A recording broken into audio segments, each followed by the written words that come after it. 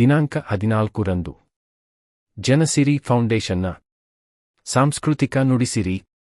ಜನಸಿರಿ ಫೌಂಡೇಶನ್ನ ಬಳ್ಳಾರಿ ಜಿಲ್ಲಾ ಘಟಕದ ವತಿಯಿಂದ ಸಾಂಸ್ಕೃತಿಕ ನುಡಿಸಿರಿ ಎಂಬ ಕಾರ್ಯಕ್ರಮವನ್ನು ಇದೇ ತಿಂಗಳ 14ರಂದು ಬಸವರಾಜೇಶ್ವರಿ ಪಬ್ಲಿಕ್ ಶಾಲೆಯ ಆವರಣದಲ್ಲಿ ಹಮ್ಮಿಕೊಳ್ಳಲಾಗಿದೆ ಎಂದು ಜನಸಿರಿ ಫೌಂಡೇಶನ್ನ ಬಳ್ಳಾರಿ ಜಿಲ್ಲಾಧ್ಯಕ್ಷ ಕೆ. ಗಿರಿಯಪ್ಪ ತಿಳಿಸಿದರು.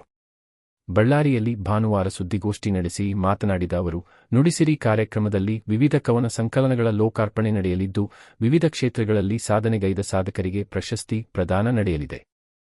ಜೊತೆಗೆ ರಾಜ್ಯ ಮಟ್ಟದ ಕವಿಗೋಷ್ಠಿಗಳು ಮತ್ತು ವಿವಿಧ ಸಾಂಸ್ಕೃತಿಕ ಕಾರ್ಯಕ್ರಮಗಳು ನೆರವೇರಲಿವೆ ಎಂದು ತಿಳಿಸಿದರಲ್ಲದೆ ವಿವಿಧ ಕಾರ್ಯಕ್ರಮಗಳ ಸವಿವರ ಮಾಹಿತಿ ನೀಡಿದರು.